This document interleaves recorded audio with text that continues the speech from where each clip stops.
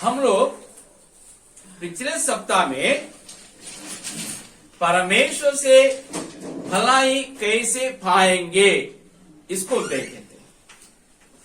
आज उसका निरंतरता है। आज हम देखने जा रहे हैं भलाई कैसे करें, भलाई कैसे करें। मैं 4 बिंदुओं को आपके सामने रखूंगा, एक एक करके आप सुनेंगे। सबसे पहले रोमी की पत्री 14 अध्याय 16 और 21 वचन को हम पढ़ते हैं। तक तुम्हारे लिए जो भला है उसकी निंदा न होने पाए। 21 भला तो यह है कि तू न मांस खाए और न दाखरस पिए, न और कुछ ऐसा करे जिससे तेरा भाई ठोकर खाए। 2 बात हम यहां देखते हैं। भलाई कैसे करे। पहली है, सबसे पहली बात है, हम अपने भाई को ठोकर खिलाने वाले कोई भी काम ना करें। इसमें प्रथम है या प्रमुख है खाने पीने की बात है, लेकिन वो वहां सीमित नहीं है। 21वें वचन में लिखा है न और कुछ ऐसा करे जिससे तेरा भाई ठोकर खाए। खाना पीना है आदम के वाटिका से लेकर के आदम हव्वा के जीवन से लेकर के आज तक है, बड़ी समस्या को खड़ा कर देता है। आपको मालूम है आदम हव्वा खाने जिसको नहीं खाना चाहिए उसको खाने के कारण ही पाप में गिरे, जिससे सारे मानव जाति भी पापी बन गई या पाप में ही उत्पन्न हुए। आगे बढ़ के देखिएगा, जो प्रेरित काम 6 अध्याय में हम देखते हैं, कलीसिया का जन्म हुआ पृथ्वी पे। परमेश्वर का आत्मा जबरदस्त काम हो रहा था। आज के समान की चर्च वो नहीं था। वो चर्च में मात्र उद्धार पाए हुए लोग सदस्य थे। उद्धार पाने वाले लोग कलीसिया में जुड़ते जाते थे। उनको चर्च में कलीसिया में जोड़ने वाले न पादरी थे, न प्रेरित थे, न अन्य विश्वासी थे, लेकिन परमेश्वर स्वयं पवित्र आत्मा ही वो काम करता था। उद्धार पाने वाले लोगों को पवित्र आत्मा परमेश्वर कलीसिया में जोड़ दिया करते थे, और बाहर वाले जो उद्धार नहीं पाए हुए थे वे इसको देख करके भय खाए थे। मतलब भक्ति के साथ भय खाए थे, जिसको पादरी लोग बोलते हैं रेवरेंड, वो होता था। अफ्रेड नहीं थे, डर भय नहीं थे, खौफनाक नहीं थे, लेकिन वे परमेश्वर के लिए भय खाते थे। उसके भले काम, पवित्र काम के कारण भले खाते थे, भय खाते थे, इसलिए अन्य लोग उसमें नहीं जोड़ते थे।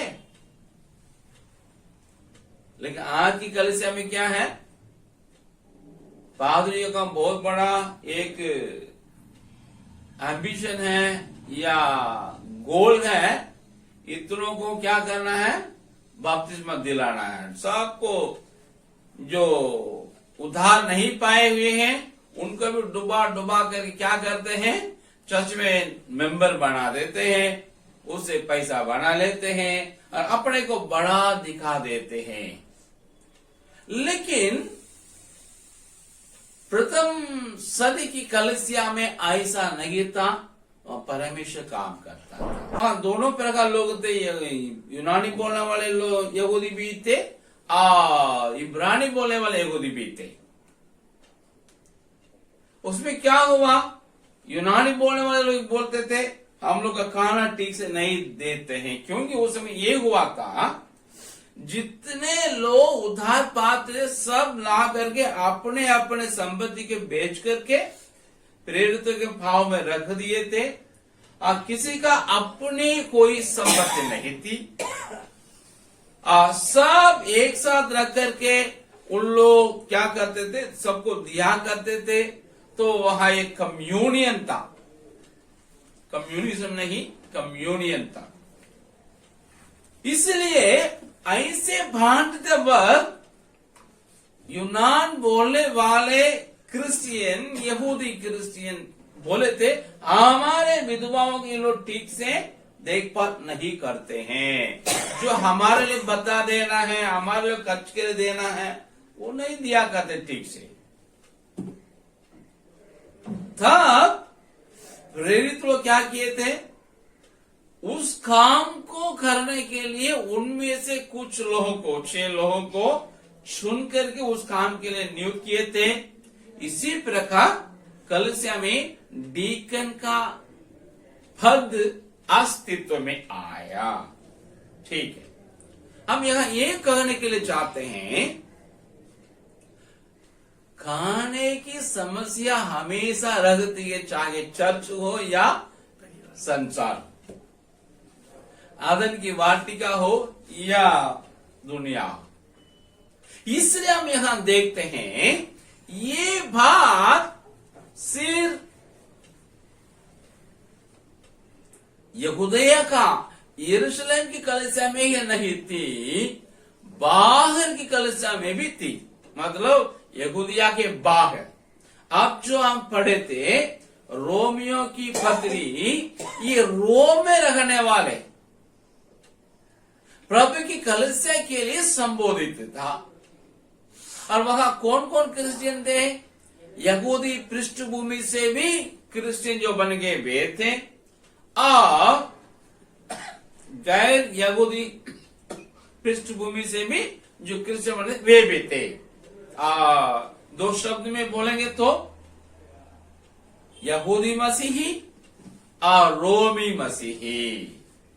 यहूदी मसीही किस पृष्ठभूमि से आए थे, उनको मूसा की व्यवस्था को उन लोग पालन करते थे, उसको जानते थे, उसमें क्या खाना क्या नहीं खाना ये निर्देशन था, शिक्षा थी, उपदेश था, और किस किस दिन को मानना है, किस किस दिन यहूदियों के लिए उनके जीवन में विशेष दिन था, सबत के दिन से लेकर के परबों के दिन तक। उनके लिए खास दिन होते थे, खास खाना होते थे। लेकिन जो रोमी पृष्ठभूमि से, मतलब अन्य जाति के पृष्ठभूमि से जो क्रिश्चियन बन गए थे, जो मसीही बन गए थे, उनके लिए ऐसा कोई पाबंदी नहीं था, खाने में कुछ भी खाते थे। और उनके लिए खास दिन, इनका जो खास दिन था यहूदियों को, वो उनके लिए खास दिन नहीं था। जैसा सबत का दिन, मतलब 7वां दिन में विश्राम करना। हाँ, उनका जितना पर्व का दिन था वो इनका पर्व का दिन था, उनका अलग पर्व का दिन था। तो ये दिन में उसको मानने में, खाने और परिगत करने में इन दोनों बहुत बड़ा अंतर था। और वहां पे क्या हुआ था, दोनों क्रिश्चियन हैं, दोनों यीशु मसीह को मानते हैं, दोनों पिता परमेश्वर को अब्बा पिता पुकारने वाले थे, दोनों एक ही घराने के हो गए, प्रभु के परमेश्वर के घराने के हो गए। लेकिन इनके बीच में कुछ बातें में वे एक दूसरे से मेल नहीं खाते थे, या उन लोग आपस में मतभेद रखते थे।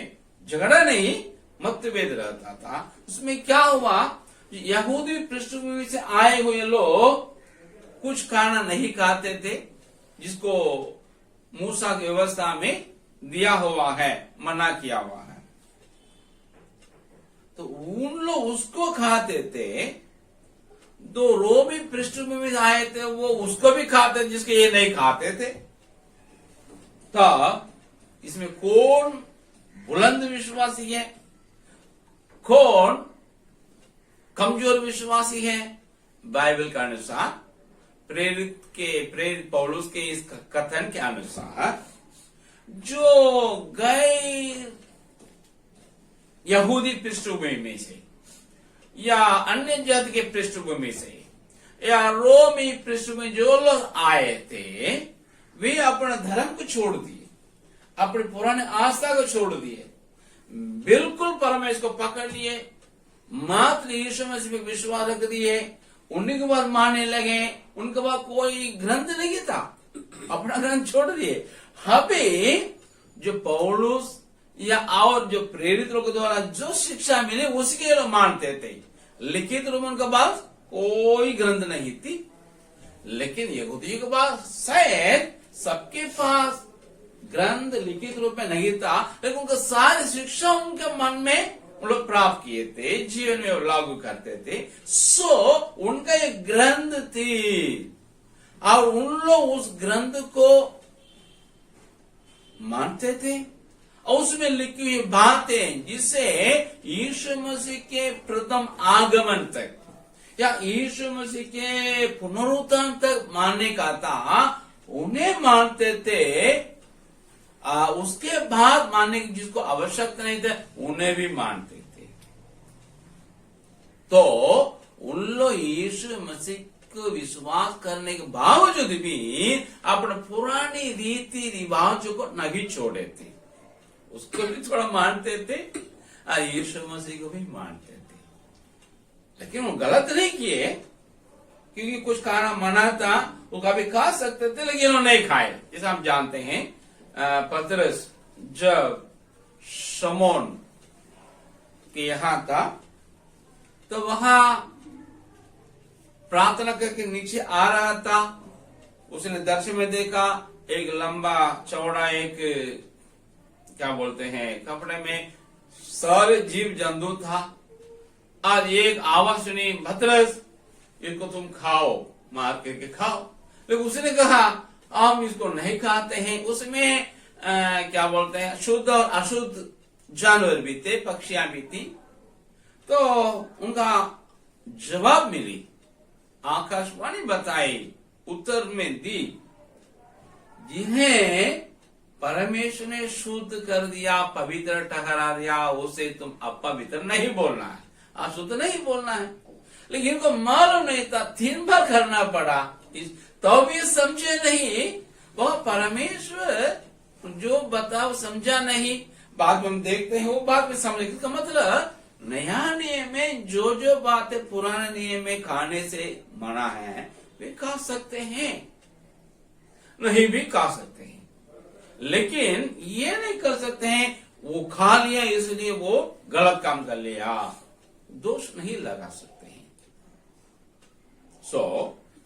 हम यहां देखते हैं, यहूदी क्रिश्चियन जो रोमी कलीसिया में थे, उन लोग जिसको मना किया गया उनको नहीं खाते थे, खा सकते थे लेकिन नहीं खाते थे। इसका मतलब पाप नहीं किए, लेकिन उन लोग अपने पुराने रीति रिवाज को पकड़े रहे।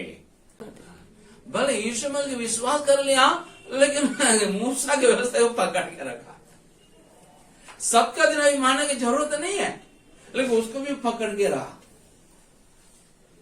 लेकिन जो रोमी पृष्ठभूमि से आए थे, विश्वास में भी मजबूत थे, बुलंद थे, इसलिए वो सब खाते थे, हर दिन को एक ही प्रकार एक समय मानते थे।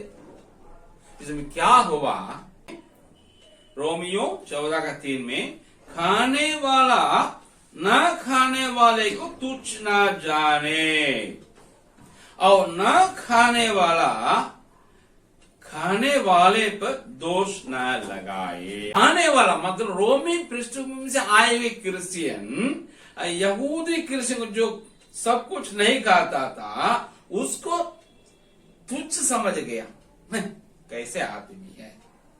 और ना खाने वाला मतलब यहूदी क्रिश्चियन रोम में क्या बोलता था, ये गलत काम करते हो, मूसा कहा है इसको नहीं खाना, लेकिन खाम वही खाते हो, गलत काम करते हो, तुम दोषी हो। ये बात कहता है, जो खाता है जो नहीं खाता है उसको तुच्छ ना जानो, और जो नहीं खाता है वो खाने वाले को दोष न लगावो। तब यही बात है, यह वो कहता है 14 का 16 में लिखा है, तुम्हारे लिए जो भला है उसकी निंदा ना होने पाए। भलाई क्या है? विश्वास।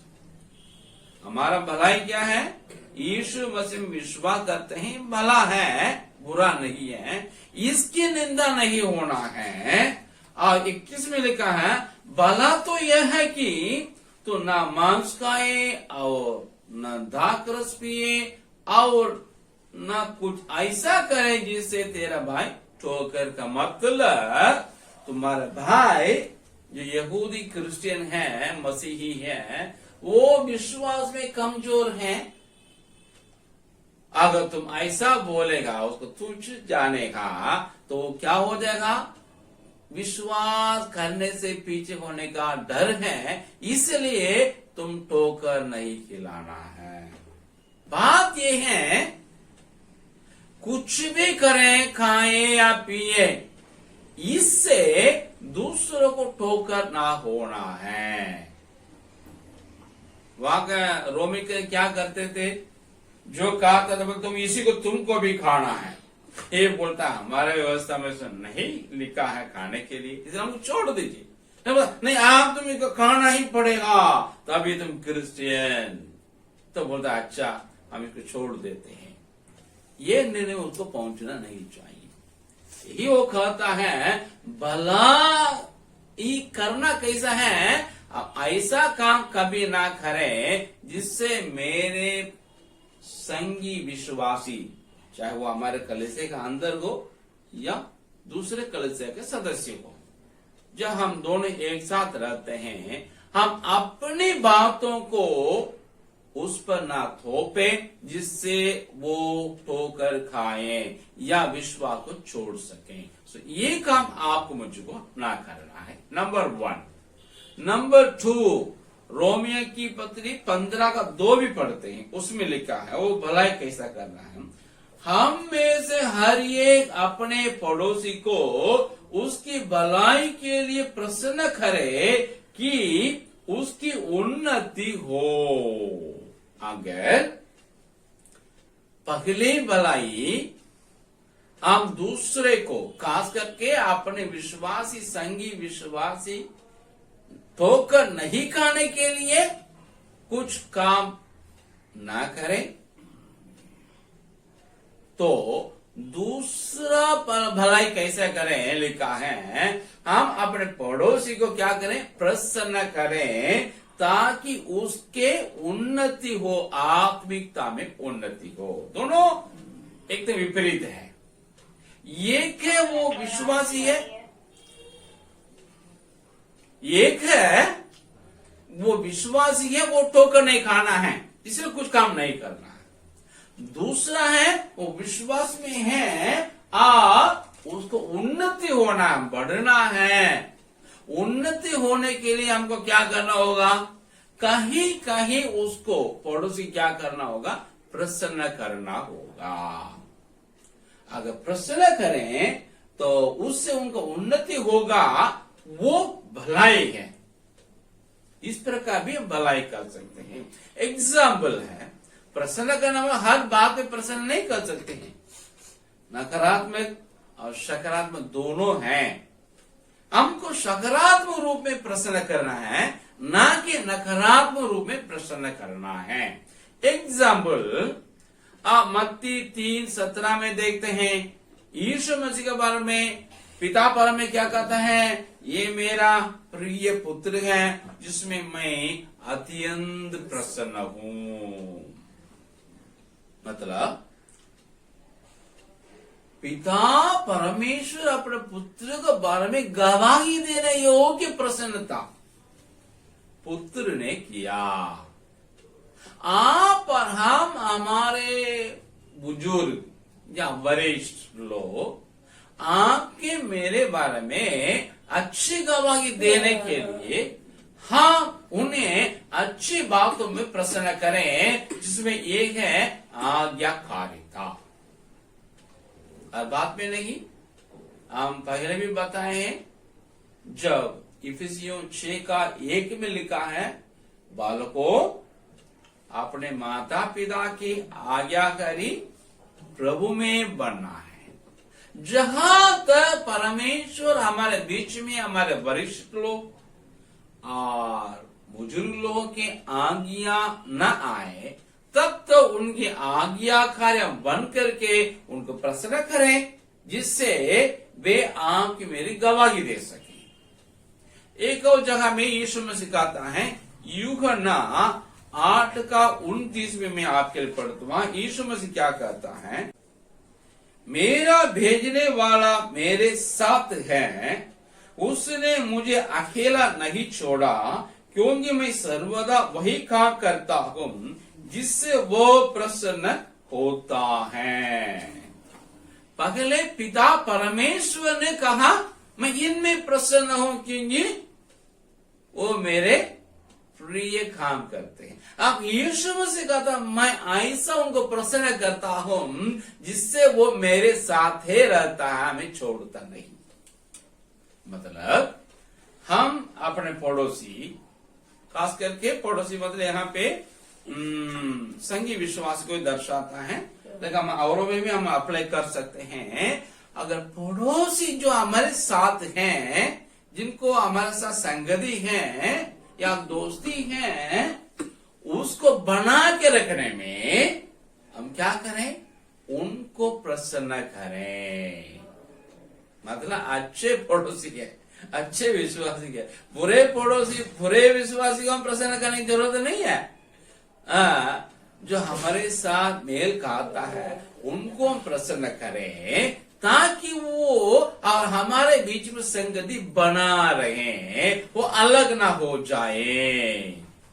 याद रखें, हम प्रसन्न पड़ोसी को ऐसा करें, अच्छे पड़ोसी को, अच्छे संगी विश्वासी को, ताकि उनकी उन्नति हो जाए। प्रभु में बढ़ने के लिए अगर मेरे प्रसन्नता काम आएगा, हम उनको प्रसन्न करें।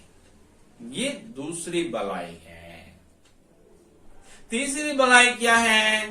पहला पत्रस 2 अध्याय 13, 14, 15 वचनों को मैं पढ़ता हूं, आप देख लीजिएगा।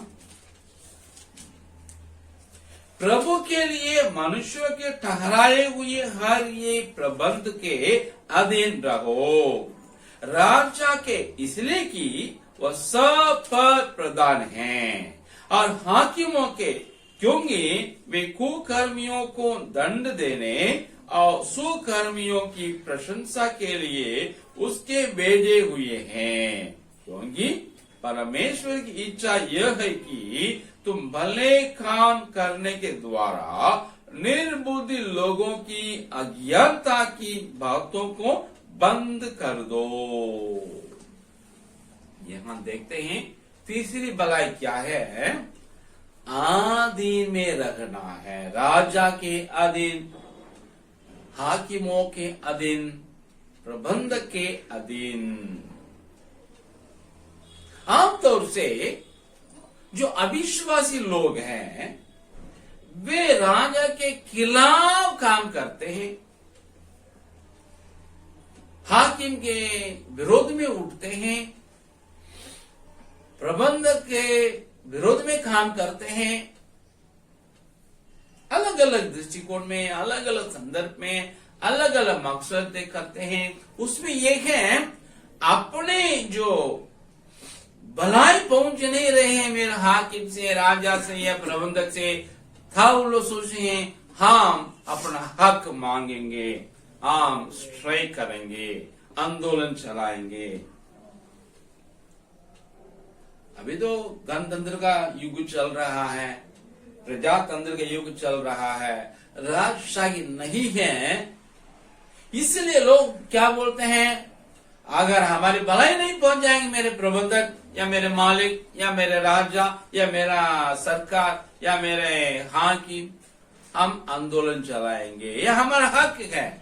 बस नहीं है, हक दिया गया है प्रजातंत्र में। लेकिन बाइबल, परमेश्वर के बाइबल क्या बताते हैं, अपने लोगों को, अपने पाठकों को, अपने विश्वासियों को, अपने चुने हुए लोगों को आधीन में रहो, आंदोलन मत चलाओ,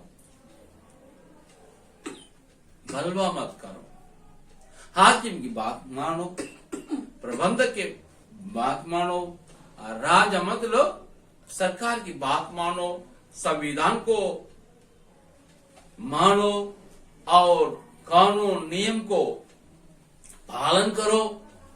अपने भलाई के लिए उसको तोड़ना नहीं या उसको मोड़ना भी नहीं।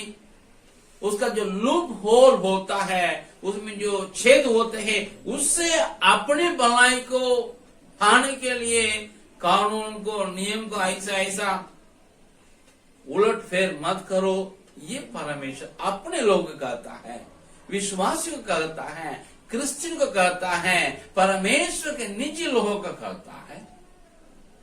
उसमें आप और हम हैं। ये परमेश्वर बाप को हमारे पत्र कब लिखा है, ये इसमें पहली शताब्दी के 64 में ये लेटर, ये पत्र लिखा गया है। उस समय कौन राजा था? नीरो, रोम का कैसर नीरो था। वो तो 54 से लेकर के 68 तक, मतलब 54 से लेकर के 68 तक, पहली शताब्दी के इन दिनों में वही राजा था, वही सम्राट था। वो ऐसा व्यक्ति था जिसके पास हृदय ही नहीं था। बोलते हैं रोम जल रहा है, ये क्या कर रहा था? फिडिल बज रहा था। बोलते हैं ऐसा व्यक्ति जिसके पास दिल होता ही नहीं था, ऐसा निर्दयी व्यक्ति था, क्रूर व्यक्ति था, सबको मतलब धमीज करता था। उस वक्त में ही पतरस अपने लोगों को, क्रिश्चियन को लिखता है, तुम अधीन रहो, सरकार के नियम कानून को मानो, अपने हाकिम के अधीन रहो, अपने प्रबंधक के अधीन रहो। क्योंकि रोमियो 13:1-2 में लिखा है, हर एक अधिकार, हर एक संस्थान परमेश्वर ओर से नियुक्त है। इसलिए बिना परमेश्वर कोई अधिकार दुनिया में हुआ ही नहीं।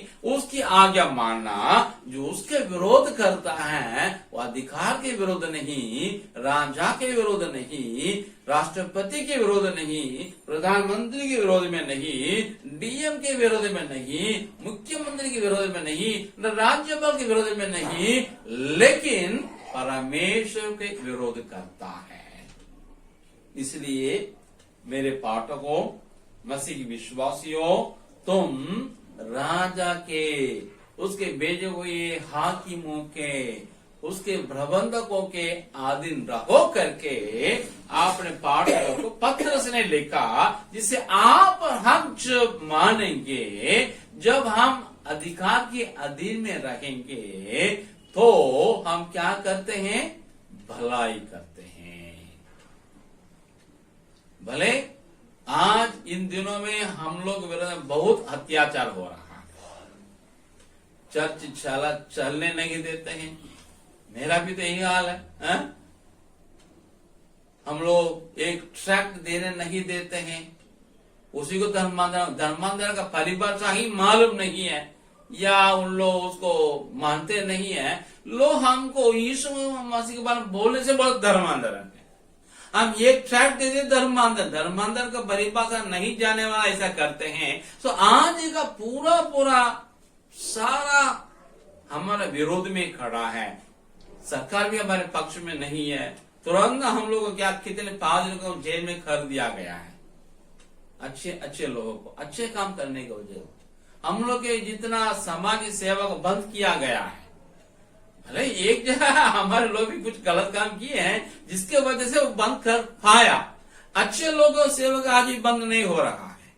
समाज सेवा भी अच्छे लोग अच्छी सेवा करते हैं, उनको बंद कर नहीं पा रहा है, लेकिन हमारे लोग गलत काम करते थे उसी को लेकर के वो सरकार उसको बंद कर दिया है। इस वक्त आपको क्या करना है कि हम सरकार के विरोध में काम करें, उसके विरोध में हम लोग आंदोलन चलाए।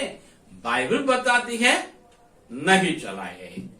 हम सरकार के विरोध में आंदोलन नहीं करें, बलवा ना करें, अभी भी हम अधीन में रहें, क्योंकि हमारे विरोध में जो गलत बात बोलते हैं, झूठ बोलते हैं, अन्य जाति के लोग ये धर्मांतरण करते हैं, हम उनके मुंह बंद करने के लिए अधीन में रहें, ये भलाई है। सबसे आखिरी है, ना केवल ये है सिर्फ राजा के नहीं, सरकार का नहीं, जगह आप और काम करते हैं वहां भी अपने अधिकारियों के अधीन में रहें। जगह पढ़ाई करते हैं छात्र अपने टीचर्स के अधीन में रहें। ये लागू होता है, ये है मसीहियत है, ये है मसीही लोगों के द्वारा किए जाने वाली भलाई है। आखिरी है पहला पत्र 3 अध्याय 6 वचन पढ़ते हैं हम आपके लिए। जैसा सारा अब्राहम की आज्ञा में रखती और उससे स्वामी कहती थी, इसी प्रकार तुम भी यदि भलाई करो और किसी प्रकार के भय से भयभीत ना हो तो उसकी बेटियां ठहरेगी। हम यहाँ देखते हैं पत्नियों अपने पति के अधीन रहें, उनकी आज्ञाओं को माने, ये चौथी भलाई है। उसके लिए सारा का मिसाल एग्जाम्पल उदाहरण पतरस अपने पाठकों को देता है। वो क्या कही? स्वामी का मतलब वो ईश्वर वो नहीं, लेकिन मेरा अगुवा है, मेरा सिर है, मेरा नेतृत्व करने वाला है, हम इनकी बातों को मानेंगे। सचमुच में अब्राहम जहां कहीं गया हर जगह सारा भी साथ में जाते रही। बाइबल बताती है वो पक्का मकान में नहीं रहता था, जबकि इसहाक पक्का मकान में रहता था, लेकिन हमारा अब्राहम तंबू में रहता था, जहां कहीं जाता तंबू को खड़ा किया वहां रहता था, पक्का मकान में नहीं रहता था। अब न केवल वो है, आपको खाना बनाने में भी जो बोलता था करती थी। आपको मालूम है उत्पत्ति 18 अध्याय में देखते हैं, जब 3 स्वर्गदूत लोग आए हैं और हमारे अब्राहम ने बता दिया थोड़ा आप यहाँ ठहरिए, हम आपको खाना खिलाएंगे। वो तुरंत अपने वाइफ को बोल दिया इतना रोटी बना दो। इसके जिक्र है आपको उत्पत्ति 18:6 में लिखा है। वो तुरंत ये खाना बनाई, रोटियां बनाई, आटा साधी 3 जन के लिए। वो नहीं बोले ये कौन है, अनजान व्यक्ति है, क्या आप जानते हैं, पूछे नहीं है। तो हमारे पति बोल दिया इनको क्या करना, हाँ इनको मेजबानी करना है, मेहमान है, हम कर ले। तो ये है बिना प्रश्न करके उनके अगुवाई में चली, उनकी बातों को माने। आज भी पत्नियां भी ये काम करेंगी, ये भलाई है। पति के आदि में रखना भलाई है। कई जगह कई पति लोग क्या हो जाते हैं, घर में हो जाते हैं, लोन में डूब जाए। क्यों? हमको नया घर खरीदना है। क्या पति है, आपके साथ रह के कोई अपना मकान भी नहीं है, कम से कम फ्लैट भी नहीं है किसी अपार्टमेंट में, तो पत्नी के बार बार बोलने के कारण लोग तुरंत लोन ले लिए, मकान खरीद लिए, या लोन ले लिए, गाड़ी खरीद लिए, या लोन ले लिए, बाइक खरीद लिए। ऐसा ना करें। हम सारी पत्नी लोग पतियों को तंग नहीं करना है, जो है उसी से जीवन निर्वाह करना है। जहां कहीं जाता बुलाता तो जाना है, वहां जाएंगे, यहां नहीं जाएंगे। जाया कीजिए, पति अपने घर ले जाएंगे तो कीजिए। ननद लोग उनके साथ नहीं रहेंगे, आपके साथ, आप माँ के साथ हमारा फटता नहीं है, ऐसा ना बोले। परिवार है, हम लोग पति के साथ देना है। जिनको खाना खिलाने के लिए बोलेगा, खाना खिला दे। एक एग्जाम्पल हम अपने जीवन से बताते हैं। मैं क्लास 5 या 6 में पढ़ता था। एक जन आए थे, पिया हुआ भी था, खाना का भूखे था, तो आकर के हमारे पापा से बोला हमको खाना खिला दीजिएगा। मेरे पापा बोलते रेजिना इसको खाना खिला दो। मेरी मम्मी विश्वास नहीं थी, क्रिश्चियन थी, तुरंत पापा की बात मान करके वो व्यक्ति को खाना खिला दी है। वो खाना करके चला गया। मैंने पूछा कौन है? पापा ने मेरा साथ एक पढ़ता था स्कूल में, मुस्लिम है, पढ़ता था, इसलिए हम उनको खाना खिला दिए। तो ये बात होना चाहिए। पति बोल दिया खाना खिलाने के लिए, खिला दीजिए। उससे वो आपके रिलेशन नहीं है, आपको जान पहचान नहीं है, लेकिन वो बोलते हैं तो कीजिएगा। बाइबल बताती है ऐसा करने से स्वर्ग दूत को भी क्या कर देते हैं? आतिथ्य सत्कार कर देते हैं। प्रियो, इसे याद रखें, पत्नियां पति के अधीन में रहे, ये एक भलाई है। हम लोग अपने अधिकारियों के अधीन में रहे, ये एक भलाई है। और अपने पड़ोसी को क्या करेंगे? हम लोग प्रसन्न करें, उनकी आत्म उन्नति के लिए एक भलाई है। और अपने संगी विश्वासी ठोकर ना खाने के लिए अच्छे काम करें, ये भलाई है। हमारे विश्वास से उनका ठोकर ना होना। इन बातों याद रखें।